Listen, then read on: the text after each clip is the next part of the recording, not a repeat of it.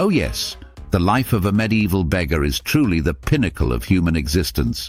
Who wouldn't want to trade their mundane modern life for the thrill of wandering cobblestone streets, clad in rags, and surviving on the whims of strangers?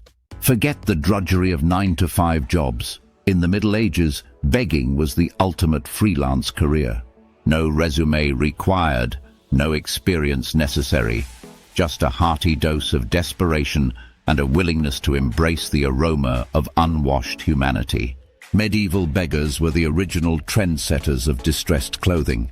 Forget ripped jeans, these folks were rocking full-body tatters, accessorized with a crusty layer of dirt and the occasional flea collar, courtesy of their loyal companions, the rats. Their outfits were not just a statement of poverty but also a survival tactic.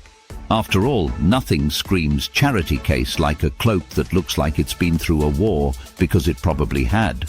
Begging in the Middle Ages wasn't just about holding out a hand and hoping for the best. Oh no, it was a performance art.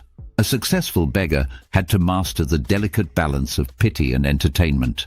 Some would sing mournful ballads about their tragic lives, real or fabricated, while others might display their physical ailments, missing limbs, oozing sores, or the ever-popular mysterious illness. The more creative beggars might even team up with a traveling minstrel or juggler, creating a medieval version of a variety show. Who needs Netflix when you've got a one-legged man doing a jig for a crust of bread? Even beggars had a hierarchy. At the top were the professional beggars who had prime real estate outside churches or marketplaces.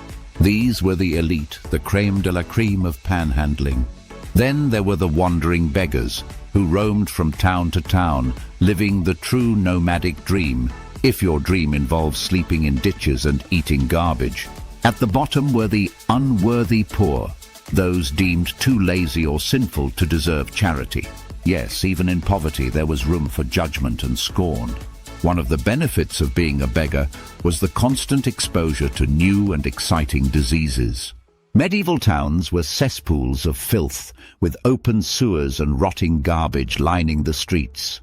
Beggars, with their weakened immune systems and lack of access to clean water, were particularly susceptible to plagues, dysentery, and the occasional bout of leprosy.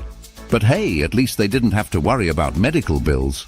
As for food, beggars relied on the generosity of others, which often meant stale bread, spoiled meat, or whatever scraps the local lord's dogs didn't want. And let's not forget the luxury of sleeping arrangements, a cozy corner of a dung heap, or, if they were lucky, a spot in a crowded almshouse where they could enjoy the company of other destitute souls. In a society obsessed with sin and salvation, begging had a spiritual upside. The church taught that giving alms to the poor was a way to earn favor with God, so beggars were essentially providing a valuable service to the wealthy. By accepting charity, beggars were helping the rich buy their way into heaven. Talk about a win-win. Of course, this didn't stop the church from occasionally cracking down on false beggars who were suspected of faking their poverty. Because nothing says Christian charity like accusing a starving man of being a fraud. So there you have it, the life of a medieval beggar, a veritable paradise of filth, famine, and feudal exploitation. Who wouldn't want to trade their modern comforts for the thrill of uncertainty, the joy of perpetual hunger, and the ever-present threat of disease? Next time you're feeling stressed about your job or your Wi-Fi being slow, just remember, it could always be worse. You could be a medieval beggar living the dream one crust of bread at a time. In the end, the life of a beggar was a harsh reminder of the inequalities of medieval society. But hey, at least they didn't have to pay taxes. Silver linings, right?